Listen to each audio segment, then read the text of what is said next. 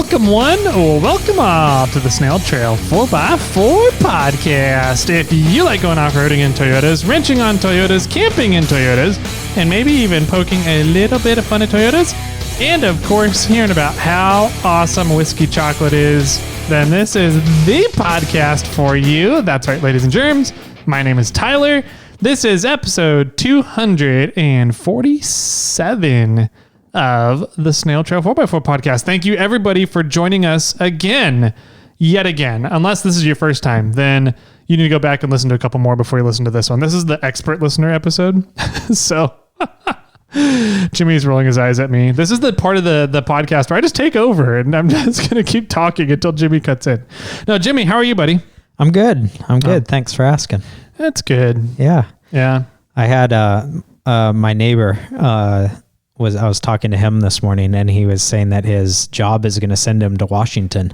Ooh. And I was like, man, you need to start listening to podcasts or audiobooks or something. And he's like, yeah, I kind of been getting into podcasts. I'm like, well, we're just released episode, what's this one going to be? 248? 247. This one's going to be 247. I was like, so we just released episode 246, I think I told him. And he's like, really?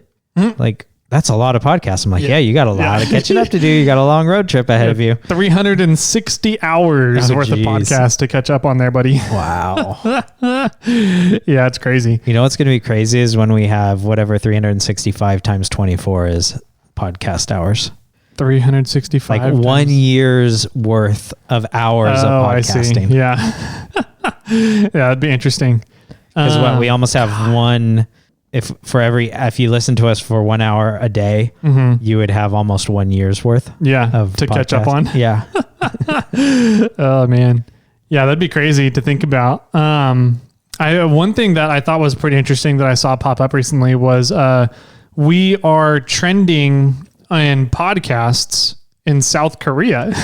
Really? Yeah. Okay. I was like, interesting, of all places. Yeah. That was kind of fun. Chartable sent me a message. They send me a weekly thing every week, right? And I looked at it. Did you see what we were at this week? No. We were at 80. Really? 80th on Chartable. Chartable's so funny. But I think it's because we been having problems with Google Podcast. And so I think a lot of people haven't been downloading the podcast or trying to get it another way. But because of our issue with Google Podcast, which seems to has solved itself, or you did some magic in the back end, which you usually do. Yeah. I like doing magic in the back end, just FYI. But now, since episode 246 was out, everything seems to be up and working. So who knows? I don't know. Yeah, that was weird. It was Google had the correct URL feed for the show, but it wasn't updating on the front end. But like when I went into the manager side of everything, it was like, oh yeah, you have 246 episodes. And I was like, then why are you only showing 244? And I couldn't figure it out. And so what I ended up doing was deleting the feed and re-uploading the feed. Wow. And then it was like, okay, cool. Yeah, give us 24 to 48 hours and we'll have your show posted. I was like, Jesus. Yeah. It's weird. And Google has no way to contact Google. No, they don't. You cannot contact Google about anything. So I do know people that work at Google. Well, why didn't you contact them then? Because you didn't tell me I needed to. Okay. That's fair. So... we had that thing going on. So sorry to everybody who's a Google listener. It should be all fixed and ready to go though, and working for the next 250. Yeah, exactly. And then we'll have to do this again. No, I think there's a lot of places that cut things down at like 300 episodes. And so once we reach 300 episodes, there's something different you have to do. So we gotta figure that out and figure out what that is. We'll just start another podcast. That'll work. It'll be the Snail Trail 6x6. Yeah. Yeah. So cool. Yeah. We'll see how that goes. May just do the 6x6 podcast instead. I like it. It's a fun idea.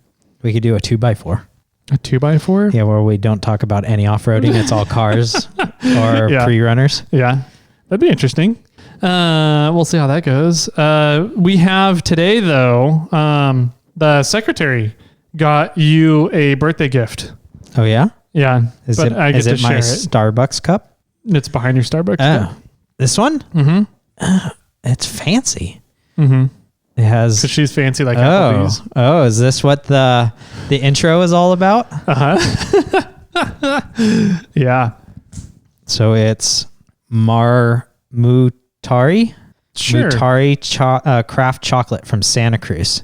And then Keep going. should I be reading this out loud? I mean, no, absolutely. If you want to, I'm just laughing because I know what's in there. Oh, is it not that? You'll see. It's a holiday 3-pack where there should be, wait, there's even another one missing. It's a holiday 2-pack. There should be 4 candies in here and there's only 2. Yeah. So that means that, I don't know, what did I get? So there's a Hummingbird Ridge walnut dark chocolate. There's 2 Venus Spirit Rye Whiskey Brown Butter. And there's 1 candied pear and cinnamon dark. Yeah, and so these 2 look the same. So I'm assuming that they're the whiskey brown butter. Sure. Are we going to try them right now? Sure. Do you want one? Yeah. Okay.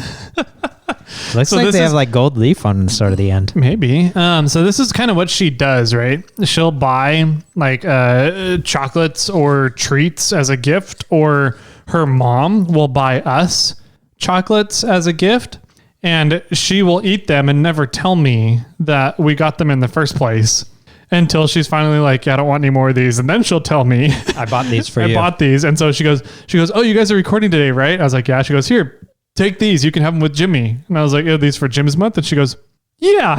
Well, it's very tasty. I don't really taste the whiskey in it very much. I can taste the butter. I can't taste rye whiskey. I don't taste whiskey at all. Maybe we need to dip them in Screwball. Yeah, peanut butter. I'll take some Old Elk with my chocolate, please. There's some in there. They're good though. Very tasty. They are tasty. Very smooth. It's like, you know what a holiday 5-pack is? No. Where you bring somebody a 6-pack of beer, but you took one out of it. Oh. Yeah. That's what I was like. So this is a holiday 2-pack because there's 4 slots for candy, but there's only 2. Yeah. So she had 2 of them. Yeah. So she warned me. I was like, oh, that's so nice of you. And she goes, well, really, there's only half of them are already gone. I was like, what happened to the first half? She goes, I ate them. I was like, oh. I got some whiskey in that second bite. I threw more chocolate in my mouth and I got more whiskey flavor. Yeah. Nice. Yeah, they were tasty. Very nice. Thanks, Secretary. Yeah. Do I get to open more of these? Another one of these then too? Let's see if we have a voicemail, because you only get to open if we have a voicemail for one. Well, what's our number again? 916-345-4744. Are you calling to leave I'm yourself gonna leave a voicemail? so I can open a present. Oh, that's funny. No, we actually have a voicemail. Oh, okay. I'll hang up. Yeah, you can hang up. I don't want to talk to you. All right. So this person called in to give us a number. And so we have 3 packages left from the 5, right? Yes. So how do you want to number them? Just go down 1, 2, 3 since they're stacked on top of each other. All right. Sounds good. So this person called in to give us a number. Let's see what they had to say. Hey, Tyler and Jimmy. This is CJ with the CJ, Rusty Lidock Road. I am calling to give you a number, and that number is 3. Good luck with Jim's month. Take care. Sweet. There you go. So number Thanks, CJ. 3. I think that's a good choice. It's the largest box of them, and it's in a way, it's the most appropriately wrapped. What do you mean? But the other ones aren't appropriately wrapped? Well, this one's like falling apart cardboard box wrapped in blue tape just to kind of hold the lids shut with like holes everywhere. And number 1 was, it's an Amazon like parcel, like bubble wrap thing, the envelope that has been opened and then taped back shut. And this one still appears to be taped shut from wherever it came from. I don't remember where that one came from. Though it does appear to be somewhat opened. That one has been opened and reshut. I haven't gotten to the point yet though, with in episode 100 for Total Off-Road Podcast. Congratulations to you guys, by the way. Our gift made it there in time. Yep, it did. Have you heard? I haven't heard the episode, but he called me yesterday. Oh, cool. And said, hey, I have a box sitting on my front porch. Am I allowed to open it now, or does this need to wait for the 100th recording? I was like, did you guys already record? He goes, no. And I was like, okay, then you need to wait. I wrote on the cover of it. It said like, do not open till 100. Don't open. Like, congratulations on 100. Like all this stuff. Oh, interesting. Yeah. He ended up saying that once he was on the phone with me. He goes, oh, it does say all over the box not to open it until the recording. I was like, oh, Steve, yeah. come on. And so they, oh, cool. More vice clamps. Oh, is that what that one is? Yeah. Perfect. The other set of 4. Mm-hmm. So that's awesome. Thank you very much, Tyler and studio audience. Mm-hmm. Oh, that one. What a dick. See if I ever get you any gifts again. Yeah, right. Awesome. But yeah, so they said at the beginning of their podcast, they're like, should we open it? We got a gift from SnailTrail4x4. Uh-huh. And then they're like, they started going off on this tangent about pit vipers glasses. Okay. And I guess somebody sent them pit viper glasses, and one of the new guy, which is his name Randy? I can't remember what his name is. Oh yeah. Not Ian and Steve, but the new guy. Okay. He didn't like pit vipers or something. So he was sort of judging our package. Right. And then Ian, or I think it was Steve was like totally defending us. Like, no, these guys are legit. Like everything we've received from them has been top notch and awesome. Like they're going to send us something cool. Should we open it now? And then they went off on talking about off-road stuff that they've been doing. So I haven't gotten to them opening our present yet. Gotcha. But I'm excited, and I'm excited for you guys to make it to episode 100. So congrats, guys. And that's super cool. Thank you, Tyler, for more of the vice clamps. That's cool. Definitely will be used. Mm-hmm. I'm going to have so many freaking clamps now. I know. Hustle Nuts is going to be so jealous of me. It's one of those things when you're building a car, you kind of need a bunch of things to hold things to your car with. Yes. Yes, you do. Yeah. So yeah, cool. Those are my favorite style of clamps. I haven't done a whole lot of work yet that requires holding things like big things permanently kind of stuff. But, so I use those for almost everything. Yeah. I'm I have a few of those. I have a few really big C clamps, and I have a few larger sized F clamps, and they have been on on Samantha holding the like transmission up. Yeah. Since for like months now. Yeah, the transmission cross member. I think you had another cross member is holding up. You're holding up the leaf spring hangers with them as well. So, yeah.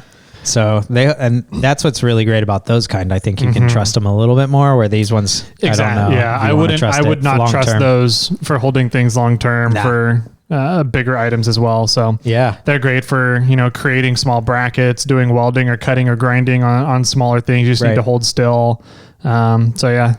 I've been waiting for our Yes Welders to come in, but it looks like we're going to be... Yeah. So apparently this whole time, the notification about those that they were communicating, all the shipping notifications were like on their back end stuff. And I was like, that's dumb. Why are you telling me? Teasing me? Yeah, about your back end. They're like, oh yeah, all those batches will be coming in beginning of November.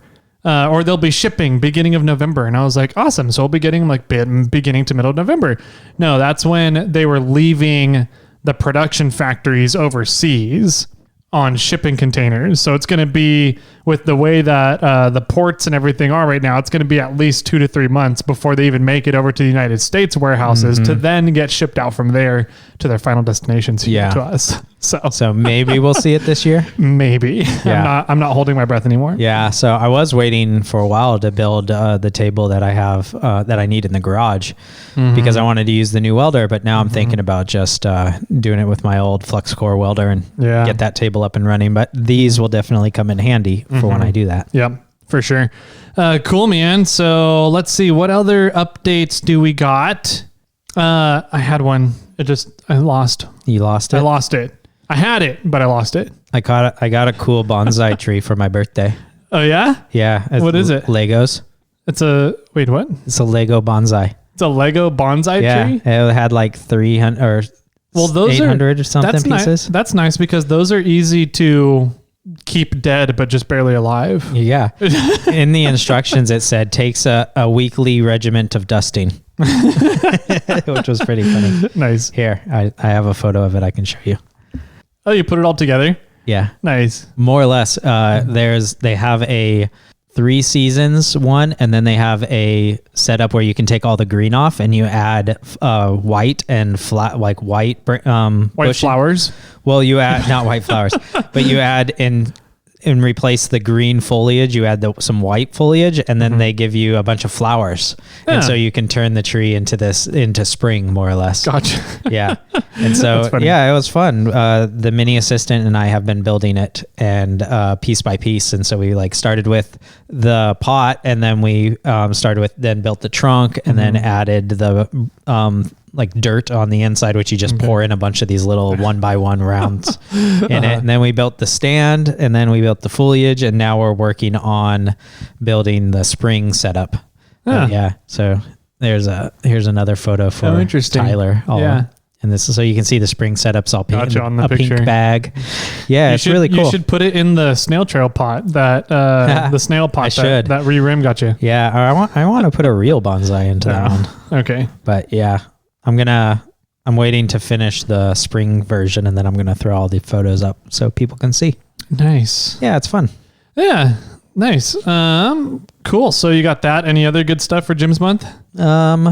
I got the F-style clamps, a bunch of F-style clamps that I think I talked about a little bit. I got these fancy shoes, which have been a little narrow, but I've been widening them every day or so. And I think that's, for the most part, that's about it. What else did I get? I got a shirt, I got some shoes, I got some pants. That was pretty much all from the assistant. I got the bonsai. What did I get? Oh, I got the F clamps for my parents. What did my brother give me? I can't remember. Hustle Nut bought me some pipe clamps. So it slides. It's similar to an F-style clamp, but it slides along a pipe. And so you can really, if you get I think this one's a 1-inch pipe. Okay. So if you can get any length of 1-inch pipe and put these clamp ends on it. And so like if you want to clamp something together that's 4 feet long, if you had a 4 foot long 1-inch pipe, then you can put these clamp ends on it and it'll work. So those are pretty cool. Interesting. Yeah. I don't know. I got some goodies. It's funny because everybody was like, why do you want all this like tools, like work tools? I'm like, that's what I want. Yeah. Like I don't need, like more Legos or Lego figurines or whatever. I don't need, RC cars, though I'm probably going to ask for RC stuff for Christmas. Oh, really? Yeah. Cause I already have that RC car, but I want to build it up a little bit more. So. Okay. Interesting. Are you going to 3-link the Marlin crawler truck? I might. I might 4-link the rear. Yeah. I don't know. Well, I will see. Do a cantilevered setup on it. We can play around with that. We can play with that. Yeah. Try it on a 1/10 scale and then see if we can do it on a 1-to-1. Yeah, that'd be funny. I was thinking about maybe purchasing some portal axles for it. That'd be fun. If you do some portal axles, then you could put a Dana 300 in there. Yeah. Yeah. That little RC car's cool. Because I can't get into them. I don't know. Well, I like this one because it has leaf springs, front and rear. Okay. It actually has like a T-case in it. Okay. Like a legitimate looking Toyota T-case. The front and rear axles look like Toyota axles. It just so mimics like Marlin's truck, which is crazy in how accurate it is. It has triple cases? No, it doesn't. But it has. That's not Marlin's truck then. Right.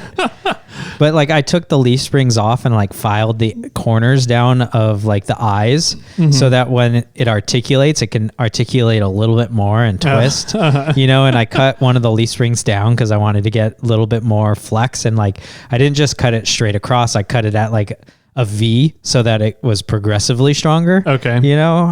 So there's all the little quarter ellipticals on it. But all the little tweaks that you could do, or all the big tweaks that you could do to your vehicle, you can do to these little things too. Yeah. It's pretty crazy. And then when you roll over, you go whoops, and you just kick it and it flops back on his wheels, Yeah. That was, listening to, what was it? Wheeling Wine and Whiskey's interview with, Rich Klein. Yeah. They were talking about how the competition crawlers figured out how to reverse the torque in transfer cases so that you don't get drivetrain torque and unload the suspension. Okay. They figured that out through RC transfer cases. Right. So they figured out the RC community built a transfer case for RC cars that reverses the torque from your drivetrain so that you don't get suspension unloading due to the torque of your drivetrain. Right. And so then they mimicked that transfer case and they're putting it now in competition rock crawler buggies. Yes. And I was like, that's just crazy. Yeah, it's fun. Yeah. It's just another hobby though, it's just another way I can spend more money. There you go. Yeah. Like you don't have enough of those already? No, never. Yeah. I for some reason seem to choose hobbies. I mean, RC cars would be on the cheaper side. Uh-huh. But like bonsais aren't cheap. They're not?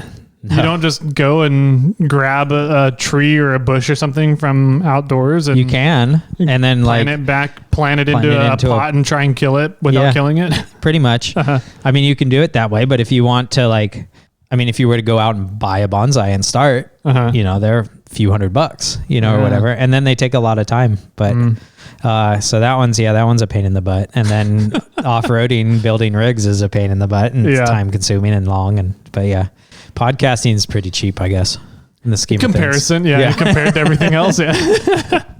But that's funny. it's good. Nice. Anyways. All right. So before we get into what we were up to this last weekend, let's get an update on Samantha. Okay. What's going on with Samantha? Where you're at in the build? What's coming next for Samantha? And then also, I've had a few questions on where my axles are at, too. Okay. So we can give a kind of an update on where those are at before we get into what we did this last weekend. So yeah. Well, Samantha really hasn't been touched since one of the last times I updated everybody on the podcast.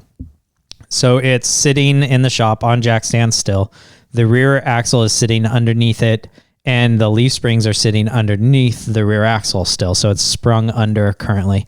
I'm considering, I'm trying to figure out what U-bolts to get, because the stock Toyota U-bolts are too narrow for the Tundra leafs. Gotcha. So I either need to buy some Tundra U-bolts somewhere, or figure out a way, or maybe some Chevy 63 ones, but I want to use square ones and go upwards, and then use the a cradle or a U-shaped piece that holds the axle to the leafs from the top of the axle.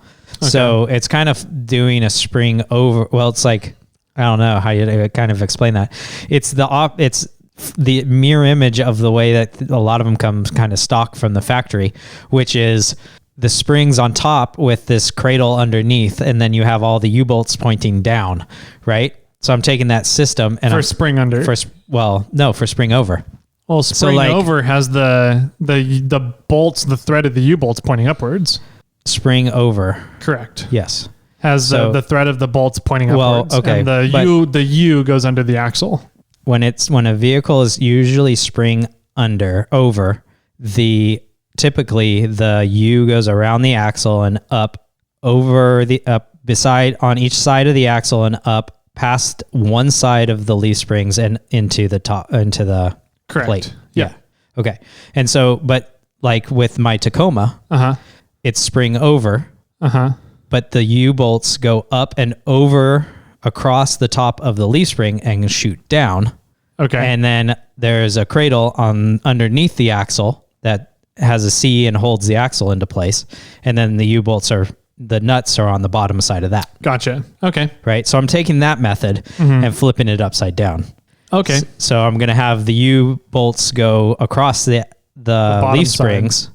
Yeah. The bottom of from the bottom across the bottom of the leaf springs and up. Okay. Right.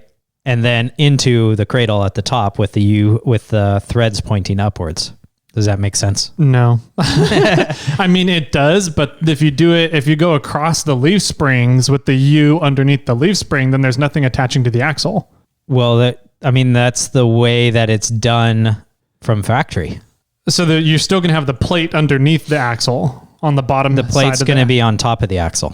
So the C of the plate is you're squeezing the C of the plate down on top of the axle. Okay.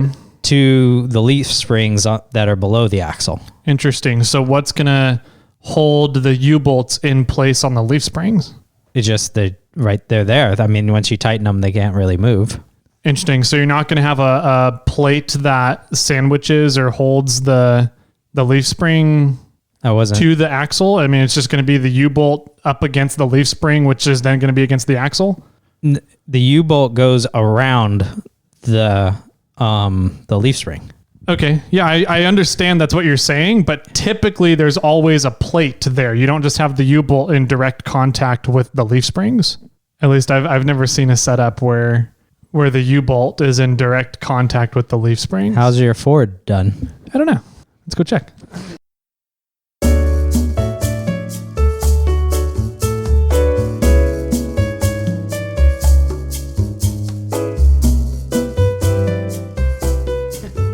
So we just took a quick break and went out and looked at a couple of vehicles in the parking lot. And there's some on the, like my F-150, it has its spring over, but the U-bolt goes, the U part of the U-bolt goes up and over the leaf spring and then down to and bolts into the plate underneath the axle. Mm-hmm. And on top of the leaf spring, between the U-bolt and the leaf spring, there's like a little plate that keeps the U-bolt in place. Right. On the leaf spring. Yeah. So that's kind of what I was thinking, was that you would want to have something in between the U of the U-bolt and your leaf spring. Just because I would imagine leaf springs are going to move and flex and do all these things. So if that's moving, I don't know if the U-bolts would then move, or I don't know. I wasn't really thinking about adding anything, but I mean, it wouldn't be, I know that they, like, for a lot of rigs, a lot of vehicles, they have like bump stops in that position for and that's kind of what holds that section of the U-bolt in place. Okay. I wonder if I could just cut the bump stop off and use that. I can't imagine, because the centering pin will hold the position between the leaf spring and the axle. Correct. Mm-hmm. And then when you tighten it down, there's only going to be like half the width of the axle of U-bolt showing. Yeah. And I can't imagine that the U-bolt's going to move like a lot on the leaf spring. I can't imagine it would either, but at the same time, I know that in rock crawling and what we do with, I think on a street vehicle, probably be just fine. Yeah.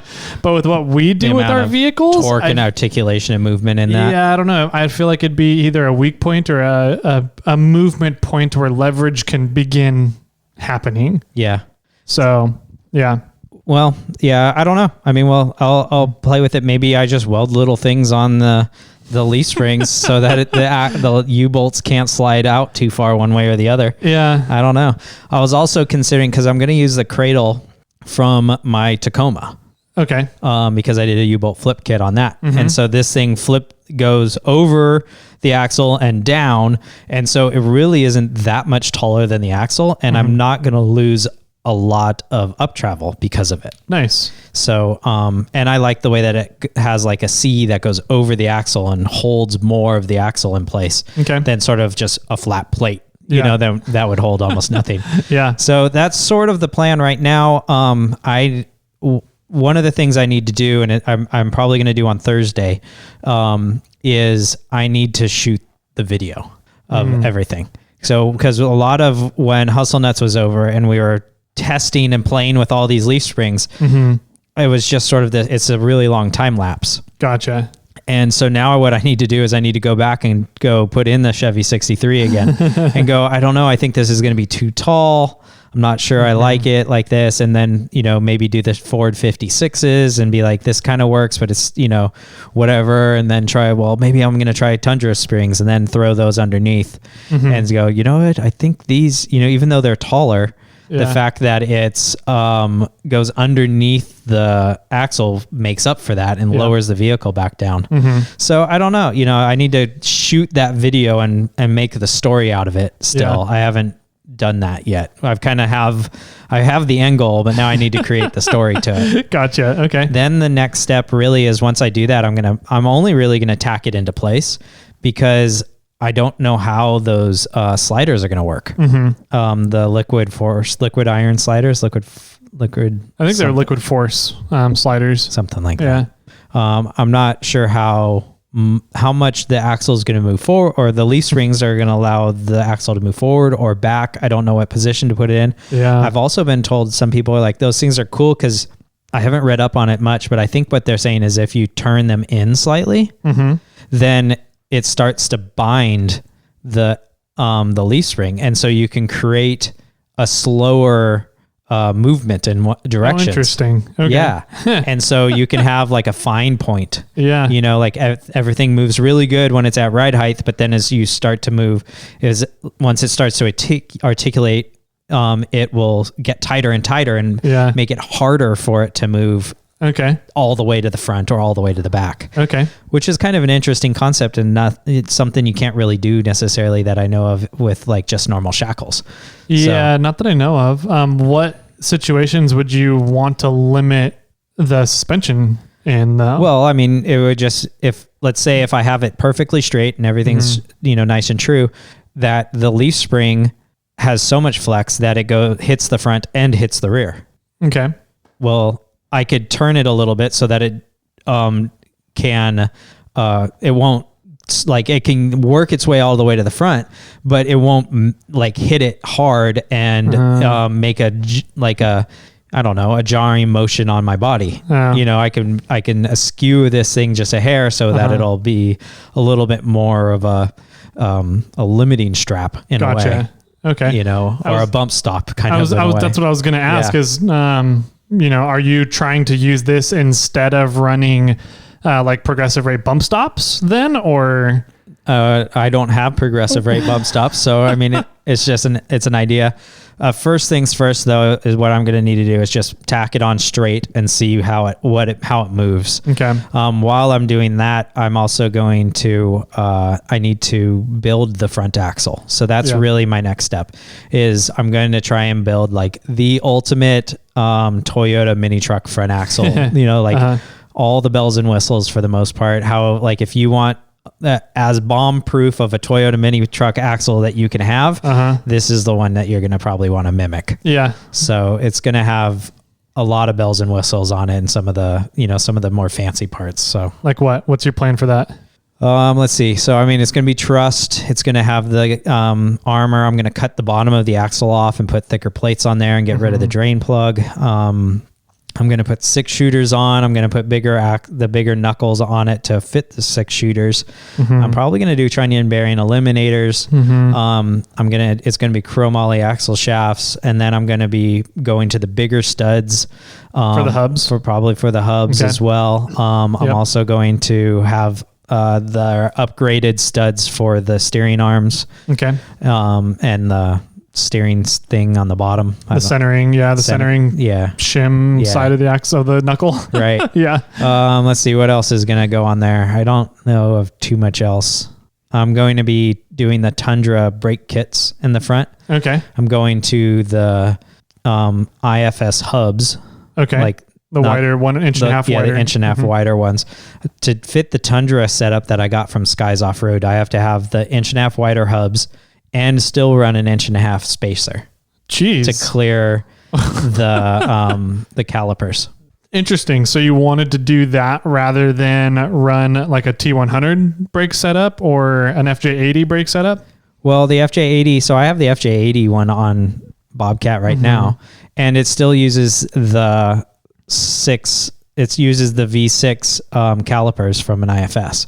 So the benefit of going to the Tundra ones is that the rotor is the same more or less diameter, but it's thicker overall, like width wise. I don't know. The rotor is thicker, and then the calipers are like just massively bigger. Interesting. Yeah. Okay. And so there's just more power with all that fluid. Interesting. Okay. So I'm going to be doing that. Unfortunately, if I would have had the foresight, what I should have done in the rear is I should have used a first gen Taco's E-Locker axle housing. Because first gen Tacoma E-Locker axle housing. Okay. Why is that? Well, because then I would have not had to do the cutouts, which was fun and to show and talk about. But I would have not had to do the cutouts. Okay. And that axle is 1.5 inch wider than the IFS rear axle. Yeah, the Tacoma width, yeah. Right. And the Tacoma or the third gen pickup and second gen pickup rear axle is 1.5 inches wider than the front axle I'm installing. Right. So, but when I do the 1.5 inch spacers on both sides, now I'm widening that axle by 3 inches on each side. And my rear axle is now going to be 1.5 inches shorter. Yes. So I'm going to probably run spacers on the rear, or I should have gone up to the first gen Taco width, because that's 1.5 inch wider anyway. So I would have not had to done spacers in the rear, but I didn't know that I was going to be doing this brake kit until after the fact. So Gotcha. it sort of came out fairly recently and I got it. Okay. So, anyways, hindsight's 2020, right? Yeah. But, so the game plan is more or less on Thursday. I'm going to be shooting video of trying to figure out what suspension I'm going to run, even though I kind of have the idea already. Maybe I'll figure out something else when I'm tinkering around with it. Okay. And then I need to finish editing the rear axle build, which I think I told you, but I don't think I said it on the podcast. There's over 3 hours of footage. That's right. That we shot. You told me about that. And I'm like, how do I trim this down to like a half an hour? You know, that's like so much cut out. It's ridiculous. A lot of it is like just sort of it on a tripod and us working, or people working, or me, grinding or welding or something. So there's a lot of that can be trimmed out, but I'm also considering doing like, here's me cutting the bottom of the axle out, and putting the new piece in, and then ending a video, and then, and turning that into 3 or 4 videos long. Yep. Probably max 3 videos. So either do like 1 30-minute long video or 3 like 10-minute long videos. I'm not sure what I'm going to do. I need to look into that, but then I'm going to probably try and shoot the video footage for the rear suspension on Thursday and have that be buttoned up and done for the most part. So then I have that one to get out. I also have the winch video because we installed the winch. I have a roof rack video and I have a Moreflate video that I need to get done. So I have all these videos that are in the bucket and I just need to sit down and do them. Yeah. And I'd rather sit in the shop and tinker. So that's what's the hard part about this job is, well, should I go work on the vehicle or should I sit in front of a computer? And I always choose to go work on a vehicle before sitting in front of a computer. Yeah. So if anybody out there is a videographer or a video editor, a cheap video editor, or wants to become a video editor and willing to practice and learn, and then maybe we can work something out. Yeah. So hit me up, Jimmy at SnailTrail4x4.com. Perfect. So yeah, I think that's the gist for Samantha for now. I'm going to have Hussman over at some point and we're going to talk about, because the building of the front axle is going to take me a while, but I need to get all the stuff in for the 3-link. And so I need to really start ordering that now because it'll be a few weeks, month maybe for me to do the front axle at the rate I'm going. And then the next step is to build the 3-link. Yeah. And so I need to start ordering things for that process now. Gotcha. Are you going to be doing a kit for the 3-link? Or are you building your own brackets and building your own links and everything? Not sure. Probably going to do some sort of kit. I don't know what I'm going to do yet. I might contact Rough Stuff and get some, brackets that way. I might contact 4-Wheel Underground and spend a few grand. But I've been told it's like, Rough Stuff's is only a few $100. 4-Wheel Undergrounds is like 1,000 plus. Both of them probably still need to be modified to one extent. Yeah. But the thing is, when you get the Rough Stuff one, you got to do a lot of work. And when you get the 4-Wheel Underground, you got to do a little bit of work. Yeah. They have a little bit more figured out and kind of set up, ready to go for you. Yeah. And so I'm kind of, right now it seems like I don't have an immense amount of time in the shop. So it kind of seems like I should spend a little bit more money to get the thing that'll get the project done quicker. Yep. Compared to trying to spend a lot of time in the shop, which I don't really have these days. So, and I've got some things in the personal life that are changing and modifying and just need to figure it out. And I'll talk to you about off air. You already know about most of it. Okay. But my shop space might be taken up more here recently. And so I don't know how much longer I'm going to have. I'm not moving. Yeah. And I'm losing space, but I'm not losing the shop, right? You know, so it's going to I might need to fill it with other stuff, and it might limit how much I can work on rigs. Yeah. So, my thought is try to get the rig done faster and spend more money, I guess. Yeah. Isn't that funny how things work out where like there's time and money, right? You either have time and no money, or you've got money and no time. Yeah. And then you've made it in life when you have time and money. Is that it? That's kind of where I'm like, my goal in life, like my whole goal in life is just to get it where I have time and money. Yeah. Like I don't really have like a set amount of money I want or anything like that, or a goal. Well, or then a you could have point. that now. If you don't need a set amount of money, you could have like pennies coming in and have all the time in the world. No, I mean, you have a set amount of money you need. I don't though. Well, you need minimum finances to be able to survive. Well, yeah, but you don't know what that amount is. No, That's don't. my point. So you don't have an amount either. Well, what did they say? If you make $60,000, anything over $60,000 does not bring the individual more happiness. I disagree with that 100%. Just Okay. FYI. Well, that was a saying I heard. Yeah. You know, it's like, it doesn't matter how much money you make above $60,000 is what they were saying. Not if you live in San Francisco. Yeah. You're homeless in San Francisco at $60,000. So Yeah. yeah. True. But yeah, I think that there's a cap at which, you know, you would be happy with. And then if you can find that. Yeah, that's the thing, finding it, right? So I don't know what that number is. I don't know where it is. So my goal is just to have time and money. So time to do what I want to do and the money to do it with. I don't know what those levels are. Yeah. But that's my goal in life. Yeah. I like the passive income thing, but I apparently haven't figured it out yet. Yeah, it's a fun idea, but yeah, it takes a lot of time and work to get there. So you got to put in the time without having the money to get to the point where you have time and money. Yeah. Yeah. Yeah. You got to put in the time with limited money, and then hopefully you get enough time inputted that the money starts coming in. Yeah. Or do what all the startups do, which is they put in a ton of money in order to take out a lot of the time. Yeah. Well, that's what I'm going to do with Samantha. Exactly. Yep. So, oh man, good stuff.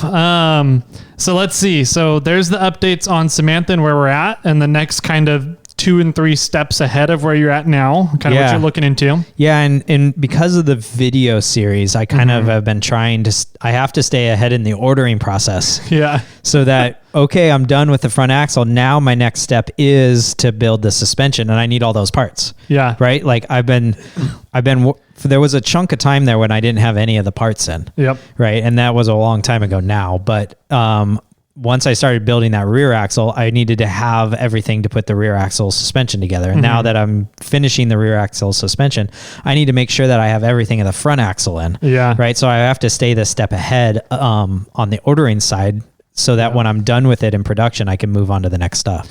Yeah. And you almost have to like be working on the front axle while you're doing the video and the editing for the rear suspension. Oh yeah. So like you had the rear axle, rear suspension, front axle, front suspension, and you're ordering. Yeah. But you in order to work on the front axle, you got to be doing the video editing for the rear suspension, but you also have to have parts coming in for the front suspension. Right. And looking at all that and the timelines of everything. Yeah, absolutely. Because when I'm done with the video, when the video is released for the rear suspension, I need to have the video, I need to be done recording for the front axle. Yes. So you can start editing that So I can start editing that one. And the people that like, there's a guy on YouTube, his name's like Austin Nemia or something like that. He's somewhere in like the Pacific Northwest, I believe. I could be completely wrong. He maybe Montana. I don't know. He's in Florida. Yeah. Right.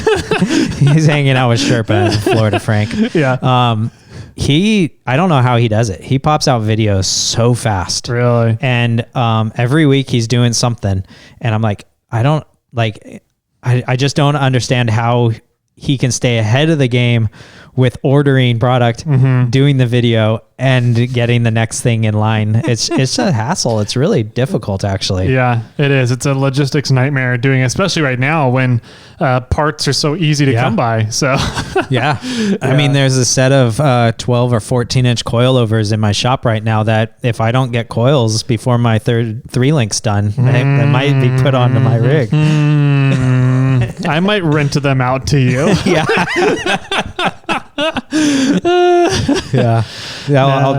For the storage fee. Yeah, right. Exactly. Yeah, no. So yeah, that's good stuff. My axles are slowly coming along. I ordered up a bunch of parts, kind of within a 2 to 3 week period, and it's just been kind of waiting for those parts to come in. So it's I have now in my possession, I have the 2 ARBs, so the lockers for the front and rear. I have a 1 third member, and then I just got another third member today. Yeah, it just showed up. The whole axle showed up. So I have a full Tundra housing, complete rear side to side, but I'm taking the third member out of it. So you're more than welcome to have the carrier and the gear set inside of it and the axle shafts and the housing. But I'm going to keep the third member itself. You're keeping the carrier. Okay, yeah. You're keeping the third member housing. Yeah, correct. Yeah. And so I'm keeping that, and then so I have both ARBs, both third members. I've got the rear axle shafts. I have the weld-on cups for the rear axle for the unit bearings. But now that I have 1 unit bearing out of 4. Oh, really? Yeah. So now though that I have the ARB, the axle shafts, and the unit bearing and the weld-on cup, I can put together the rear axle, quote unquote, and figure out what my WMS is going to be. Pretty sure it's going to be around 72.5, but I still need to kind of do that and figure it out. But I have the axle housings on the way, ordered up and on the way. I still have the gear sets, front and rear, ordered up and on the way, and 3 unit bearings ordered up and on the way. So I still need to get knuckles, steer arms, and brakes. What knuckles are you going to get? Spider Tracks. Okay. Yeah, I'm going to go with the Spider Track knuckles, and then I'll probably just limit the steering to between 40 and 45 degrees is what I'm guessing. Because Hussman just put his on, got his all set up on his buggy, and he's sitting at 50 degrees of steering, and he goes, that's a lot for my buggy. Like he's running into his lower links on it. So he's going to have to either put a bend in his links or limit the steering. You know what's cool about social media is that Hustle Nuts posted the picture and a video of his buggy at full turn, 50 degrees, with the tire hitting the PVC link that he has in there mocked up. And like one of the best, in my opinion, one of the most amazing fabricators in our area and in kind of the off-road community, I think, Jesse Haynes commented on Jason Hussman's post. You know, and was like, and he was saying, move those links in more. Like he was like, my buggy's at his moon buggy's at like 33 inches, you know, between links on the lower links. You know, on the axle. And, you know, and I know Jason's is as far in as you can get because he moved his third member out of the way of the engine. You know, and I think I was reading up on that thread of what they were talking about on Instagram, or it was on Facebook, I think. Okay. And Hussman's at 38 inches. Oh, wow. You know, and he's like, I can't move it in anymore. It'll be in the third member. You know, and so, but it was cool just to be like, oh my gosh, Jesse Haynes is commenting on Jason Hussman's post. Like, that's so cool. And that's what's neat about that. The community and social media with this community is that, you know, like I was talking to Ian Johnson the other day, you know, and on DMs, you know, about some welder or something like that, you know, and it's just fun to be able to reach out to these people. Yeah. The experts in the industry are usually more than willing to help give their knowledge and ideas and expertise to people who show willingness to learn and are asking the right questions. So it's a really cool industry that we're a part of. And that's one of the things that Wheeling Wine and Whiskey brought up with Chris Ray about was, the corporatization of Ultra 4. And are we going to lose that aspect of the hobby or the sport of racing, of Ultra 4 racing? Are we going to lose that, and corporate's going to come in and say, you can't help these teams anymore because they're competitors for us? Is that going to be an issue moving forward? And I think that's an interesting debate and topic to bring up. And if it were me in that position, because I was listening to that and I was like, well, if it were me and a driver, like say if I'm Von Gittin or Lauren or looking at a sponsorship with Ford, I would write into the contract, say the core of Ultra 4 is helping out other teams. Yeah. And that is not going to change. So if you're not okay with that, then we can't do business kind of thing. I think some of the rules state that if you see somebody down and injured, or maybe not injured, but broken down, it's your responsibility as a driver to stop. If they're rolled over, yes. Yeah. You have to. If you don't stop, you will take a time penalty for it. And if you help them, you get a time you take off. It's a time help kind of in your final time. You mark down how long you were stopped and how long you helped. And then when you departed, right? And then they take, like, say it was 30 minutes that you spent there rolling a rig over and making sure everybody's fine. Then when you finish, they take 30 minutes off of your time. Yeah, it goes into your corrected time. Yes. Yeah.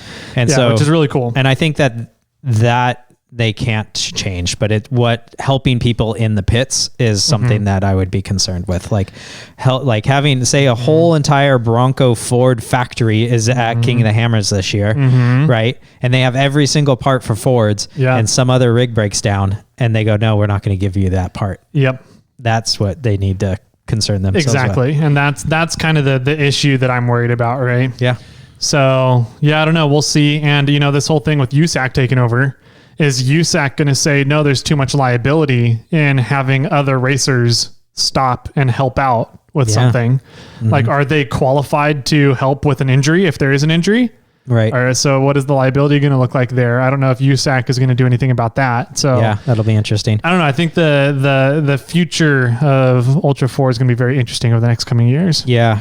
I'm really curious what's going to happen for media this year. Are they going to say, no, you can't be on the trail and taking videos and photos? So that's going to be interesting. But speaking of Ultra 4, make sure that you are getting into the Gear Wrench giveaway for the Ultra 4 experience. Yeah, buddy. I've had now 2 people submit receipts to me.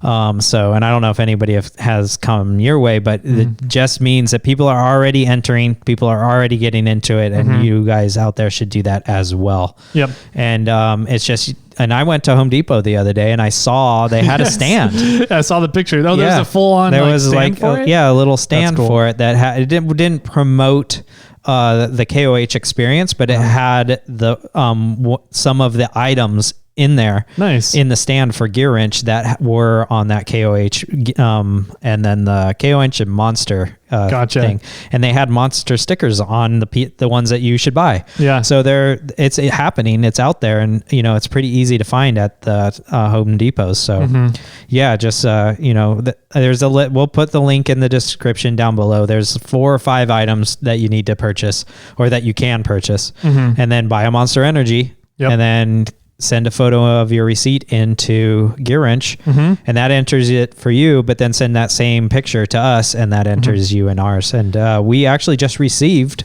the giveaway items.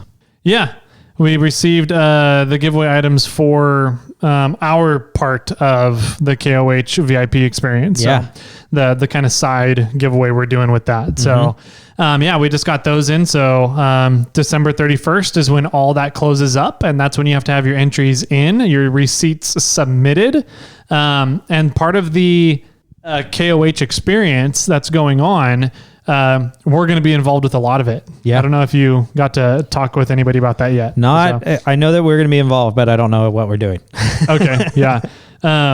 So it'll be fun. We'll be hanging out down there the whole time. We're going to be involved with a lot of the whole, I guess they're taking everybody through a VIP experience. Right. And so we get to, I don't know if we're tagging along with it or what's going on, but we'll be down and part of that all as well. So yeah, I'm excited.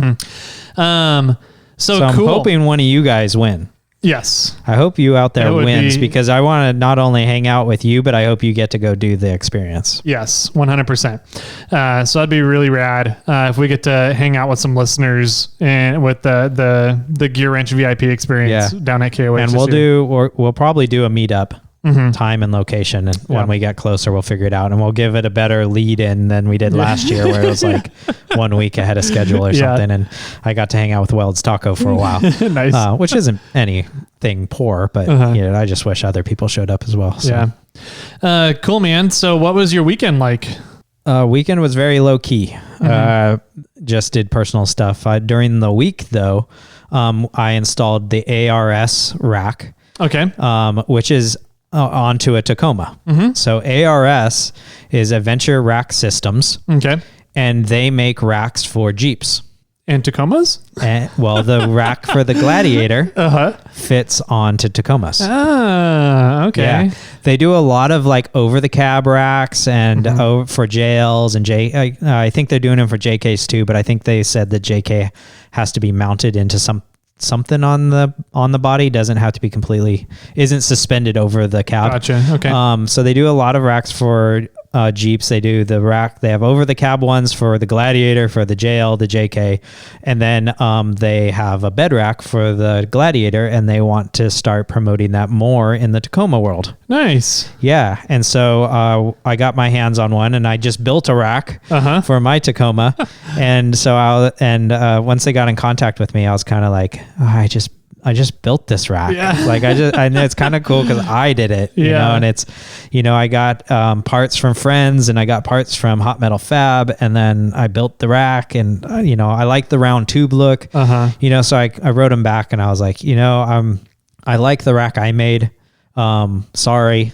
I want to have my rack, but I'm not opposed to making the video and putting it on somebody else's rig. Yeah. So I got Juan from Tacoma Powered. Nice. Over and interested in the rack, and we put the rack on his rig. So it actually is a big benefit for ARS, because now they're getting a video where, like, when I have like 20 something thousand followers on YouTube and I have 10,000 on Instagram, but Juan has 50,000 on Instagram, but he has very few on YouTube. Right. So it's sort of this big benefit for ARS, because they're getting sort of the best of both worlds. They're getting a decent size YouTube and a good size Instagram following out of this bed rack. So they were actually, I think, happy with that outcome. Nice. And I hope I didn't step on toes or, do anything by saying, no, I don't want it. I want my crappy tube one. But, so the bed rack though, I'm pissed I didn't take it now. Really? After installing it.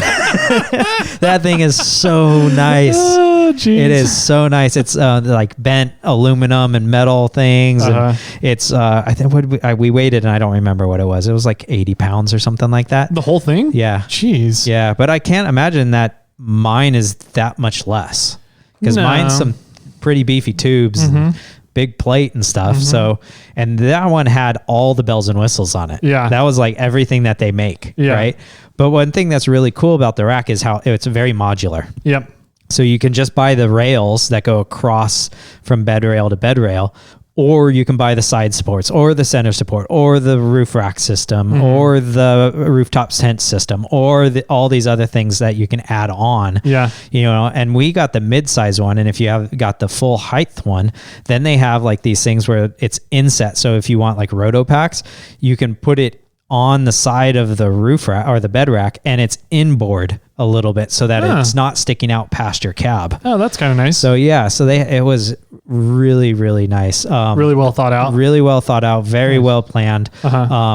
We were sort of a preliminary, a trial, what do you want? Prototype testing? I don't know. We weren't prototyping, but we were one of the first, like, that the factory threw into boxes to get shipped out to a customer for Tacomas. Yes. Right. And so there was a little bit of hiccup in the hardware. Okay. And fortunately for us, actually the project manager or the like lead guy for ARS was at my shop when we were doing this. So not only did he see the problems that people were having if they were, with all the hardware that is provided, but they were seeing that, there's some typos or missed photos in the directions. And so he took all that back to headquarters he wrote me and he said, I really appreciated being there. I learned a lot about the system. Nice. We're fixing everything that we learned. We already have the designers changing the instructions. I guess because it was the first time that they packaged up all the hardware, some extra hardware was sent out that was not required. And so it was confusing, so that all these things are being documented and cleaned up. And it was cool to be on the forefront of that. Yeah. And glad that the lead guy was there to see it and get his hands dirty with us. Yeah. And the freaking rack looks great. It looks so good. It looks good. So if you're looking for a bed rack, check these guys out. It's expensive though. I mean, I think all the bells and whistles you're looking at like $2,000. 2,000 for everything together. Yeah. But that's only the thing. 80 pounds for everything that's there. I didn't realize it was only 80 pounds. We didn't talk about the weight of it. I think it was. But if that whole thing is only 80 pounds, that's so nice to have all of that functionality, but only 80 pounds worth of weight added to the vehicle for it. Yeah. That's kind of worth it then at that point. So, and the thing is, you don't have to go out and spend all that money at once too, right? You can go out and you can just buy the bed rack bars and then you can buy the sides and then you could buy the center section. Gotcha. The center section is it helps structurally, but it has all these attachment points on the underside of it. Yeah. And so you can mount, it's strong enough to mount a spare tire to the bottom of it. Now, I don't know how, they said that and you could do that. And I was like, but I don't want to crawl. How are you going to lift a spare tire up? You're going to have to make a little winch system, take it out from the underneath your vehicle and figure out how to put it into there. Yeah. But but it's strong enough to hold a spare tire underneath. Wow. And you can attach anything to the bottom of that. And the side racks, you can attach almost anything to it. They have the cross beams of all T-slotted setups. And then the sides have square holes. So if you use you can use carriage bolts. Oh, nice. Or set up some rail systems on there. Okay. So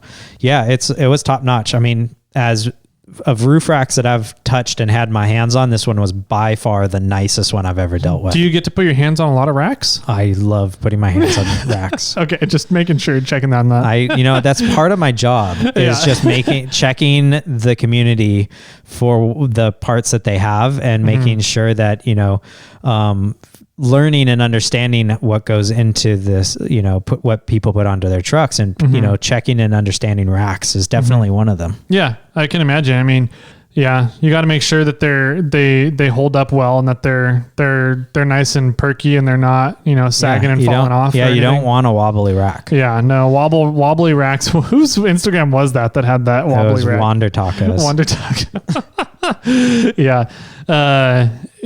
No, wobbly racks they can be good in some situations, but most of the time they're anyways. And in Wander Taco's defense, he was prototyping and testing a rack out. Yeah.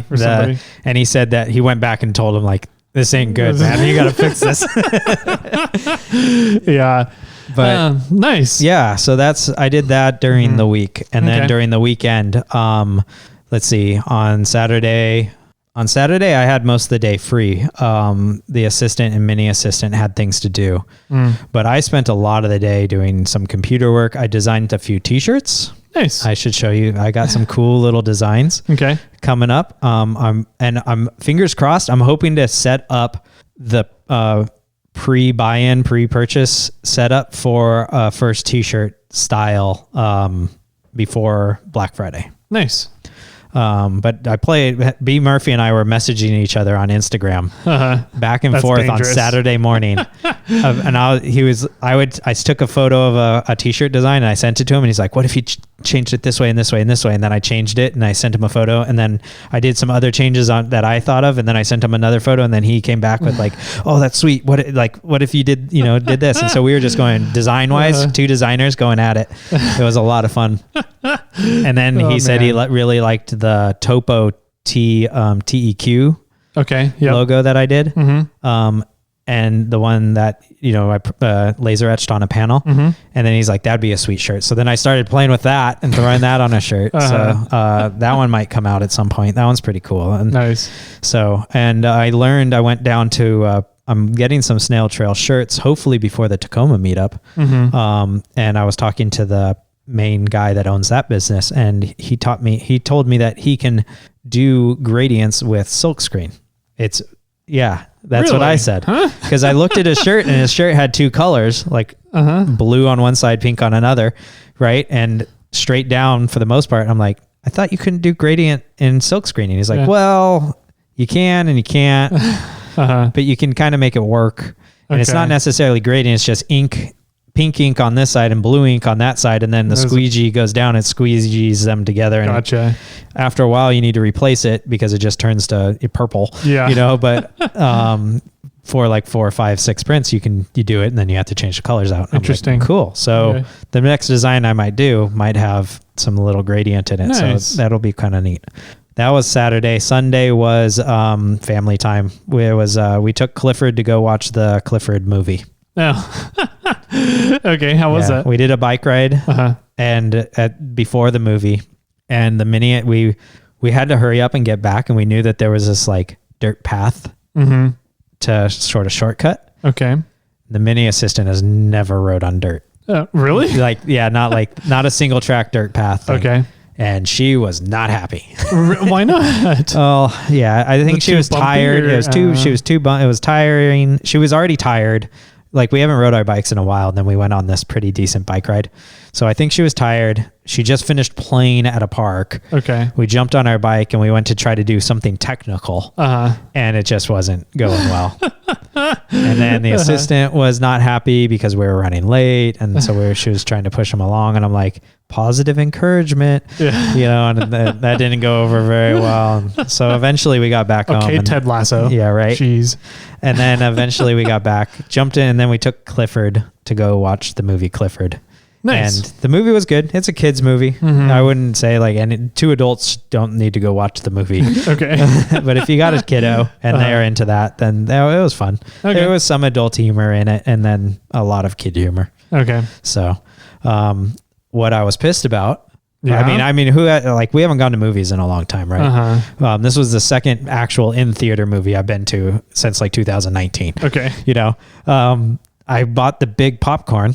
We devoured the big popcorn during the previews. I went out to go get a refill. They don't do that anymore. They're not doing refills on the larges?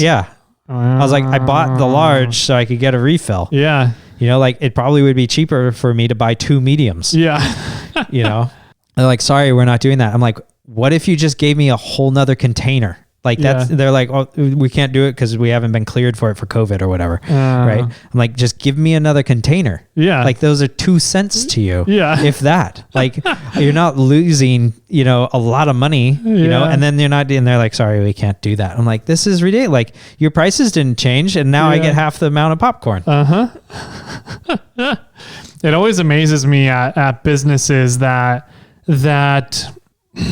don't adjust pricing for consumer benefits, right? Yeah. So like whenever you do add-ons, say you're going to order a burger at a restaurant and you want to add on bacon or an egg or whatever else onto it, they'll charge you for the add-ons. But if you don't want tomatoes on your burger, they're not going to take off of the price because you don't want tomatoes. Right. And I'm like, hold on. So you're going to charge me extra for add-ons, which I totally get. I should pay for them if I want add-ons, but then I should also get money taken off if I don't want stuff on there. Yeah. And they're doing the same thing. And I've always kind of been like, that just amazes me that that's okay in our society and people just put up with it. So, yeah. In a way, a burger should be, you get a burger and patties, and then what else do you want on it? It's like 10 cents per thing. Yeah. Yeah. And if you don't want tomatoes and onions, then you're not adding that 20 cents. Yeah, exactly. Yeah. That's the Starbucks method, right? You get a coffee. It's whatever a coffee costs, $4 nowadays, right?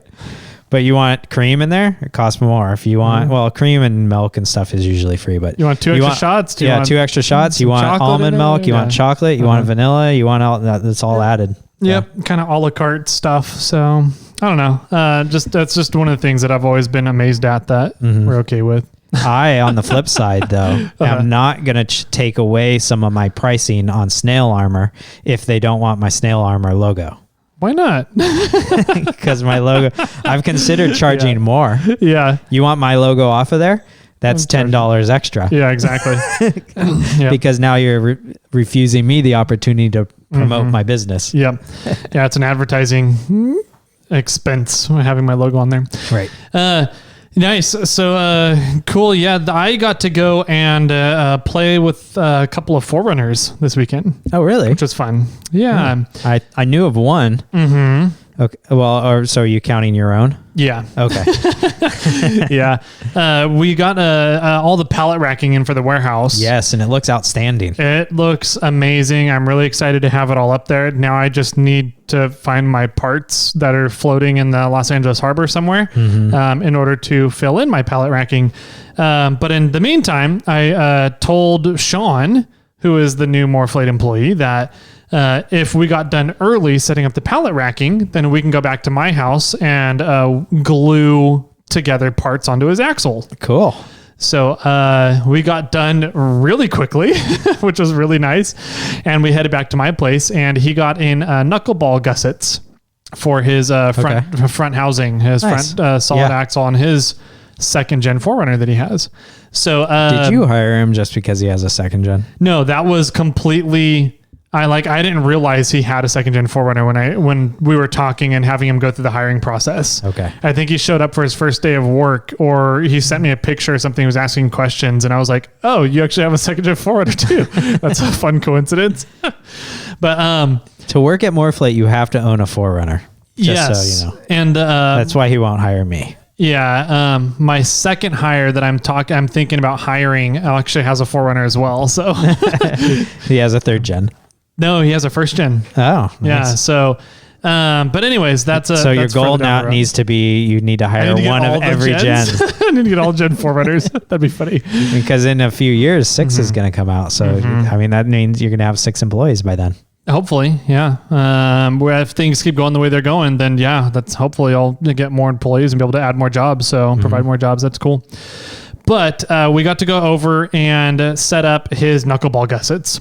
And for the most part, everything went really well without any hiccups until I ran out of wire.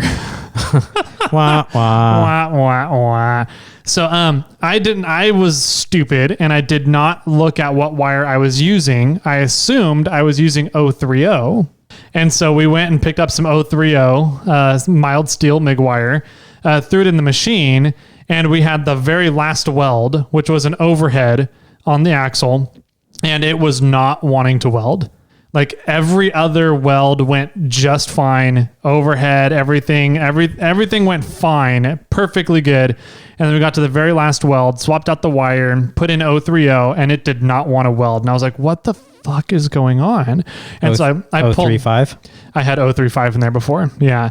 And so I had to pull out scrap metal, some scrap angle iron, and do a bunch of lines on the scrap angle iron to get the settings dialed in, because I've never used that machine with 030 before. And that machine burns really hot. And so you have to have the line feed way up in order to weld overhead. Otherwise, the line, the filler just melts and falls before it gets to the surface. Got it. In order to adhere to the surface you're welding to. So I had to like crank up the line feed, and once I did that, it all welded just fine from there. But nice. So that was interesting. I think I prefer 035. It gives, I don't know. I don't know why I prefer it. I'm just used to it, I guess.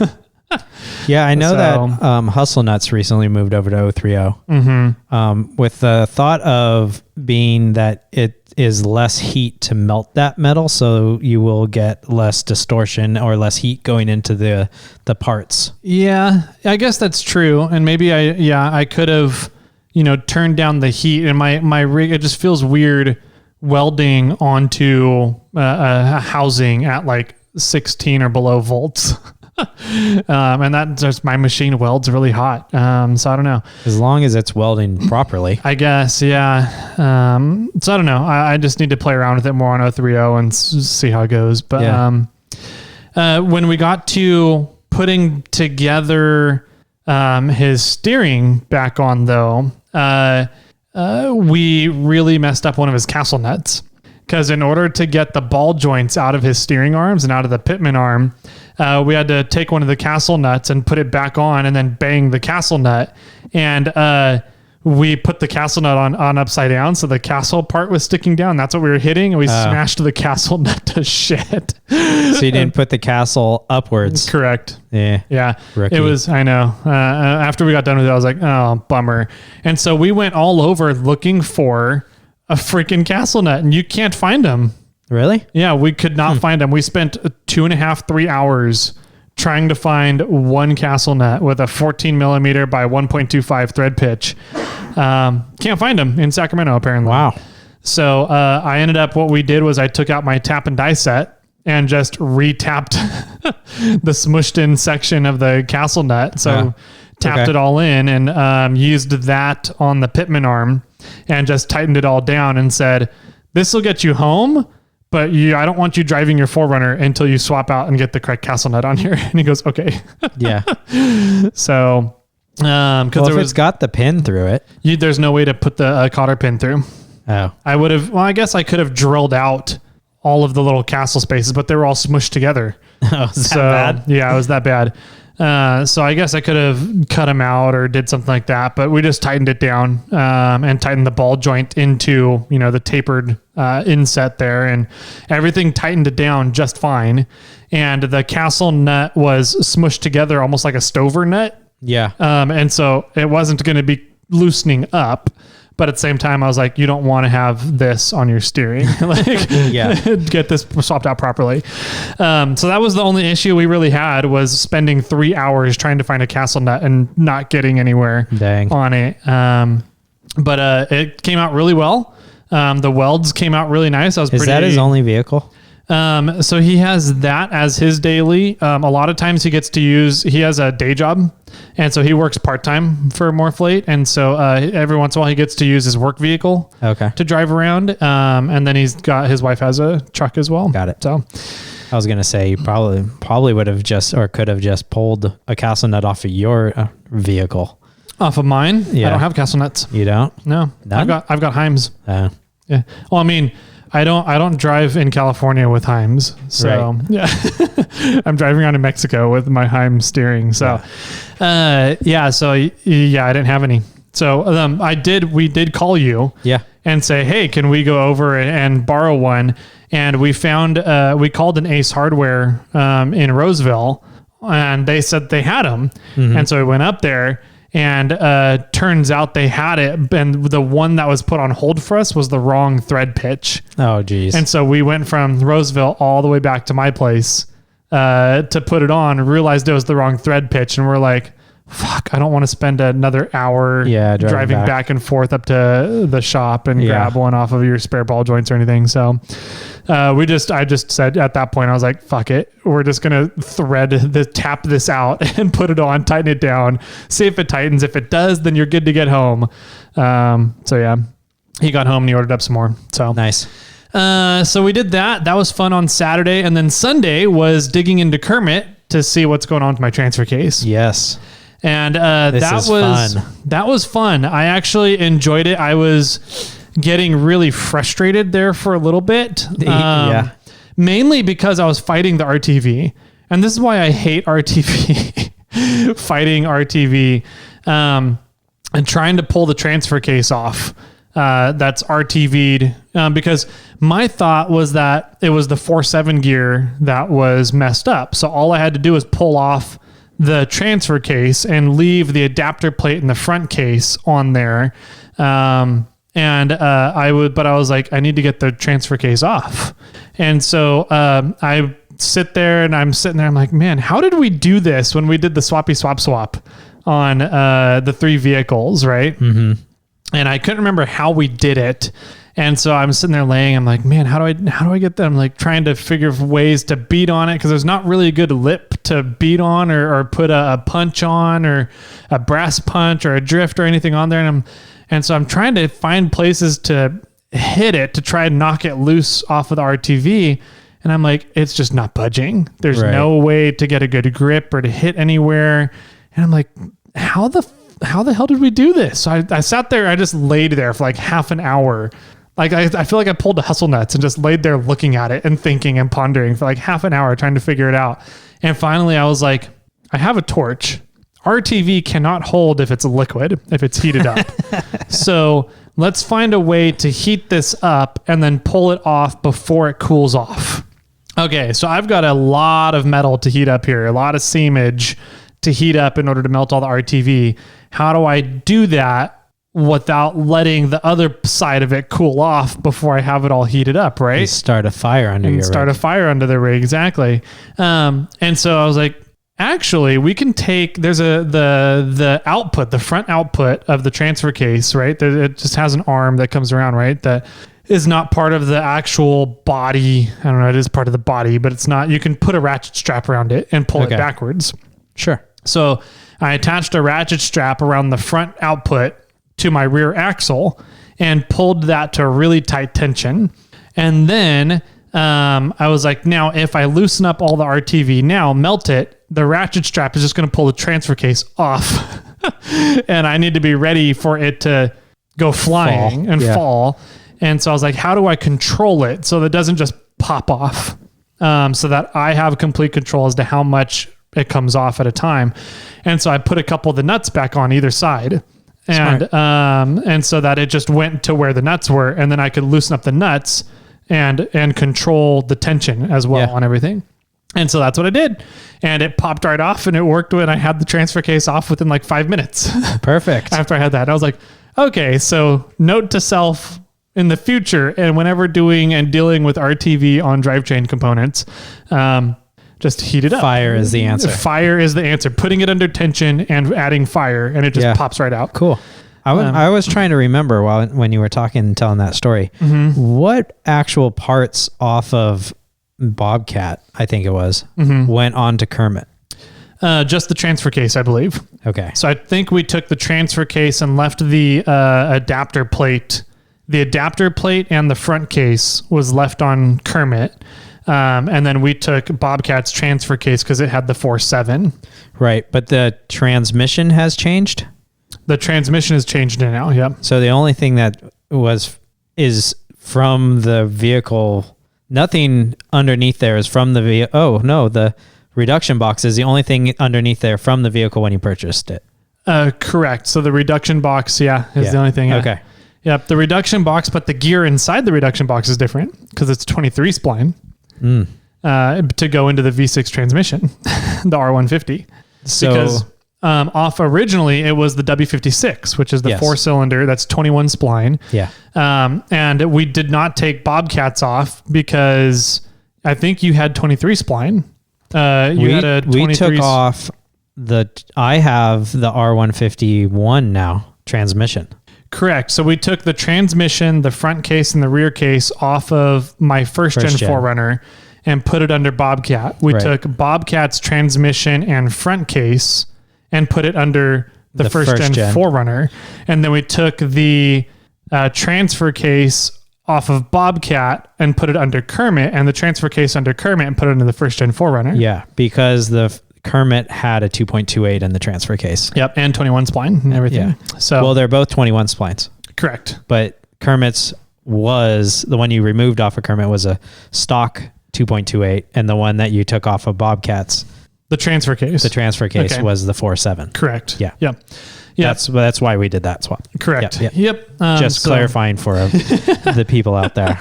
Yeah, that got all confusing for a while there when we were first planning that out and going through it and doing that in the week that we did it.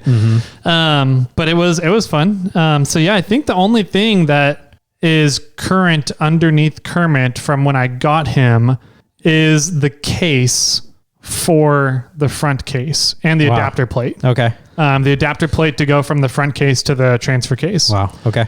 Yeah. So everything else has been swapped out. Okay. So you got the T case off. Yeah. So I pulled the T case off, and there was a couple of chunks of metal that came out. Mainly it was just all metal dust. Right. Oh, okay. And so I was like, this is not the way it sounded. Yeah. There should be chunks of metal based on how it sounded, not glitter kind of thing. So I was like, huh. But what came out that made me start really thinking was it looked like a little tiny little dowel pin. Like one of the like it almost looked like one of the pins that is in the shifter rails that you have to pull the shifter rails out. A needle bearing. It was a needle bearing or tiny roller bearing, right? Yeah. And I was like, huh, I don't think there's any needle bearings, at least from what I can see. There's no needle bearings in the transfer case. I believe there are. There are? I believe there are around some of the shafts. Like correct. So inside the transfer case, what fell out? It fell out between the transfer case and the adapter plate. Oh, so I was like, this chunk. There's no way for this dowel pin to get out of the transfer case and into that space there. Okay. And I was like, there's something else going on here. And I looked up at into the adapter plate area, and I was like, there's something else wrong in there. And so I shoved my magnet up into the drain plug that's in the adapter plate, which then drains the front case, right? Okay. So I stuck my magnet up there and I pulled it out, and there were chunks of metal that I pulled out, and I was like, shit. So the rear transfer case, the bearing on the 4.7 gear, there's like a little support that holds the ball bearings in position. Yes. That support piece of metal wasn't there. It was gone. Oh, okay. So I'm guessing that it is somewhere in the metal shrapnel that I pulled out of everything. But I was like, there's no needle bearings in that. And so I started, sticking my magnet up into the drain plug of the front case and started pulling out a bunch of needle bearings. And I was like, that sucks. So I was like, all right, so now I got to open up the front case and see what's in there. And so what I did was what's not in there. Oh, what's not in there anymore. Yeah. Sorry. And pulled off the adapter plate. And then when I pulled off the adapter plate, there was just a pile of shrapnel sitting in the bottom of the case. And that's the 2.28 gear. That was working just fine. So all the shrapnel, what had happened is there's a needle bearing that goes on there's like a lower gear in there. So your input gear is up on top. Mm-hmm. And then whenever you want to kick in your gear reduction, it transfers to a slightly different gear and on the lower one, right? Yes. And so the lower one, it's a full through shaft with a gear on either end of it. And it sits into the adapter plate, and there's a needle bearing right there that helps support it and keeps everything in line. And so it's more of like a support bearing than it is a movement bearing, I guess. I don't know how you would describe it, but it's a counter shaft bearing. I don't know what it would be called. Somebody's going to write in and correct me. But anyways, that got destroyed. That was no longer there at all. It was all in a pile in the bottom of the case. So was that the shaft that the gears were on just rattling around in the hole? Yep. Which I think is the loud rattling noise that I've had ever since I got it. So, there's that. So I think what happened is that needle bearing blew up.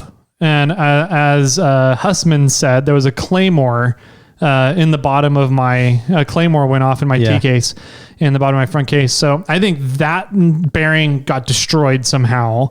And everything still worked, but it just wasn't in perfect line. There was no support for it.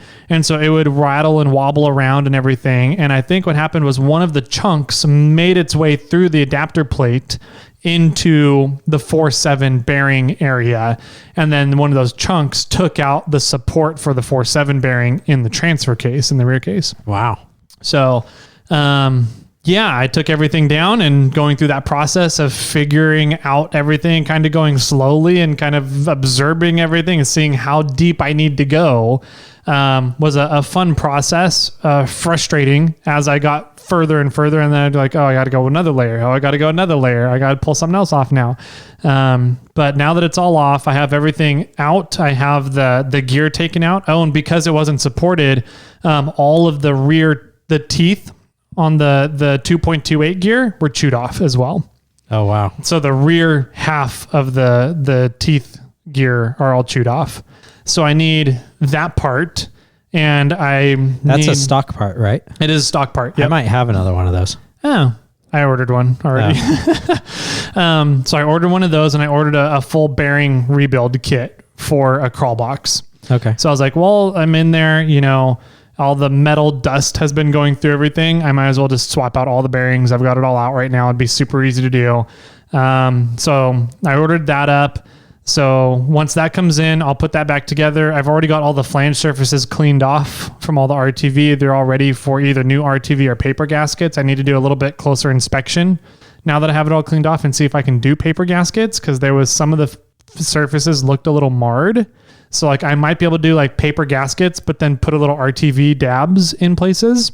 I'm just kind of at this point waiting for parts, and then I'll be able to slap it all back together and should be all good to go. So are you taking apart any of the T case? I will go through and completely rebuild the T case when I have time. Okay. Because I have that other T case. Oh, you have your replacement. Yeah, I have the replacement one that I got. So I know that my T case, it leaks. It always has leaked. So I need to just go through and pull it all apart, take all the RTV out of it, and see if I can do paper gaskets and put it all back together. And I'm going to go through and rebuild everything on it, all the seals, all the bearings in there. And that way I'll have a spare T case to either sell or keep as a spare. In going through all of this, and I did a kind of a big long story series on Instagram of what's going on with everything. Yeah. And I had like 4 people message me and say, you want to sell your T case? No. And say, yeah, Toyota dual cases are known for that. Really? For just chewing up and spitting out bearings. And I was like, interesting. I had never heard that was a known problem before. And they said, yeah, the adapter plates are never made to correctly flow and oil the bearings properly. So there's just no way to properly keep the bearings oiled. And so they heat up over time, and the Toyota dual cases are just known for chewing up and heating up bearings and spitting them out. Wow. So I was like, interesting. I've always wanted to be able to do a front dig. Yeah. So now that I have all the T cases out, is this an opportunity to look into a different transfer case setup that would allow me to do a front dig and, apply power to only the front axle or only the rear axle, one or the other? Yeah. Trail Gear also makes that rear axle disconnect. I agree. And I've looked into that. I don't necessarily want to go that route, because if I'm going to have issues with blowing bearings in the future, I'm putting up my running gear to 1 ton plus running gear in the axles. So I might as well start looking at upgrading everything else into 1 ton stuff so that I'm not creating weak points in the system kind of thing. I just don't have the funds right now to drop $4,000 to $5,000 on a new transfer case setup. Yeah. I don't want to do the Atlas. I think I want to go with the Off-Road Designs has a 203, 205 setup, MP 203, 205 setup. Cool. That is super, super beefy. And there's so much aftermarket support for those transfer cases that you can find parts from anywhere. I want to try to combine 2 transmissions. That'd be interesting. That would be fun. Which you can. Yeah. I've heard it. You absolutely can. The lowest really gear is 2 reverses. Oh, really? Reverse. Yeah, because if you put it in reverse, then it wants to spin everything backwards, but then you put your other transmission in reverse and it's accepting the backwards one and it's now turning it forwards. Yeah. And the reverse gears are lower than anything. So 2 reverses and you're like super duper low. Yeah. And I don't know the gearing on those for the R151s. Yeah. So I think the R151 first gear is lower than the reverse gear, but I could be wrong on that. So I don't know. We could test it. We could, right? We can just look it up on that crawl calculator. So anyways, that's kind of what I was looking at. And I was like, I think I'm just going to, for now, rebuild the case, put it back in. And then I think after I do my axles and suspension, looking into a different transfer case setup is going to be in my future as well, just because I want to be able to do the front digs now. Yeah. Now that I'm thinking about it, I have the opportunity to do it now. Now I'm going to feel like I'm missing out. So yeah. And I mean, in my personal experience, I've been wheeling on dual cases for a long time and I haven't had any of those problems. So, I mean, yeah, to me, like somebody going, oh yeah, they're known for it. Like, I haven't known about it. Like you didn't know about it until somebody said, yeah, they're known for that. And granted, I don't have vast experience in Toyota dual cases, but I really haven't heard or seen that happen that often. So I think that they can hold and handle a lot of power personally, but at high speeds though, I don't know. I mean, what do you mean high speeds? Like, when you're in the 4.7 reduction and trying to go 30 miles an hour?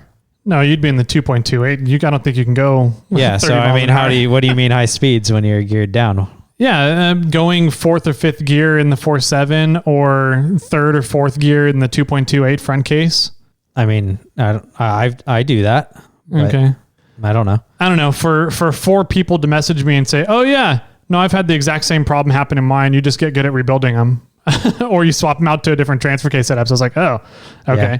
So apparently it's a bigger problem than just your single person data set sample size. Well, or you could go 4 out of how many people are running those, or how many people saw it and only 4 people messaged you about it. Yeah. I don't know. I think that there could be a problem. I just I haven't experienced it or had any problems with it myself. Yeah. Or seen any of my friends that do run those had any of those problems either. Okay. So you're the first person that I know that's blown the adapter plate up. I didn't blow any of the adapter plate up. I blew up the bearings. In the adapter plate though, right? Both, yeah. The needle bearings and then I guess the chunks from those and took out the 4.7. And when you buy the adapter plate, doesn't that those bearings come in the adapter plate, right? You don't add those bearings in. I'm not sure. Yeah. I've never bought an adapter plate. Oh, okay. Yeah, I think though, if it's the ones I believe they come in the bearing or in the adapter plate, but I do know that everything is sold separately. Yeah. Okay. So if you buy a crawl box rebuild kit, you get those bearings separately. So that's all I know. Got it.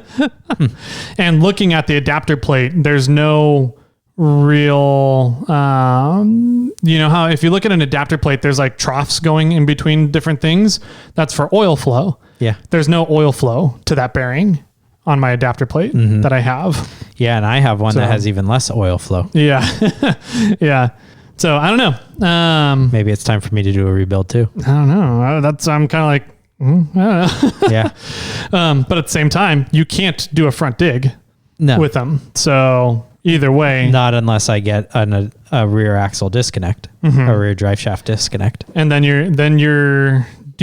you have to get a whole new drive shaft then too at that point? Yeah. How much is that going to cost? $100, $150 for a brand new rear axle shaft or no, drive they just shaft? Cut it down. I see. Because you only need to make it because the trail gear thing it's just an adapter that goes out. It's on the rear output. It takes place of the rear output. Okay. And so it makes it a little bit longer because there's an actuator that disconnects that from that output. And so then I don't know how much longer it is. Let's say it's 6 inches longer. Okay. Well, then you have to cut the drive shaft down a few inches, 5-6 inches or whatever. Gotcha. So that then you can bolt it back up into place. You're just shrinking it down. So you don't have to get a whole new drive shaft. You just cut it down. They cut it down 6 inches or whatever. Gotcha. Yeah. Okay. So how does that so the rear disconnect, is it electronic or pneumatic? How does it, or is it mechanical? I believe it's electronic or pneumatic. It's not mechanical. Okay. I think you hit the button and it disconnects. Okay. I'll have to look into that then maybe. I don't know. Yeah. Justin Hall had it. You can ask him about it too. I'll have to shoot him some messages about it. Yeah. D Mill, Derek is going to be pulling out. He has a 205 with Northwest Fab EcoBox in it. And so he said he's going to be pulling it out of the Sequoia here shortly to do some work within a couple weeks or so. So he said he's going to let me know when he has that pulled out. I'm going to go over and check it out and see how it's all set up. And nice. Yeah. I need to go over to his place too. So maybe we can tag team that. And because he wants to show me how his upper link for his 3-link is set up, because he was saying that that's like one of the weak that most people overlook how strong that needs to be. And because it takes so much of the stress. And so he said, in his opinion, that this is one of the best ones that he's ever done or has ever seen. Okay. So he wants me to go take a look at it before I do my 3-link. Nice. Cool. Yeah. We'll have to make a road trip. Yep. Yeah. Field trip over to Derek's. His new shop. Yeah. So that'll be fun.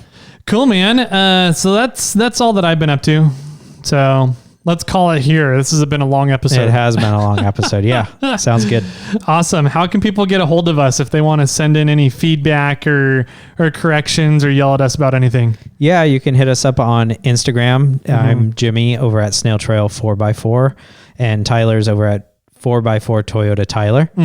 You can find us on our emails, Jimmy or Tyler at SnailTrail4x4.com. You can also find us at Morphlate and Snail Armor, or you can call us at 916-345-4744. Sounds like a plan. Make sure that you guys are in for the giveaway by the end of the month if you're looking for that Factor 55 Pro Link. And also make sure that you are heading over to iTunes to leave reviews as well. So we are at 333. So what is that? 17 more to go until we do our next swag pack. So make sure that you get in and leave your review before the 350 mark. Yeah. So, and one thing, maybe we should have said this at the start, but today's episode over on Cruise Into Camp is the finale of our 3-part series of the gift guides. Oh, nice. Yeah, the unobtainable stuff. Yes, the unattainable, unlimited category. So if you are, if you have pockets like Chris has with hashtag Chris money, and you have a significant other that likes buying you expensive gifts, go over to Cruise Into Camp and listen to that episode of the unlimited category for the gift guide. Awesome. Sounds good, man. I think that about does it. So Jimmy, do you have any final words for everybody out here in podcast land? I think you just add more tea cases. I kind of like that option too. And with that, my friends, keep crawling.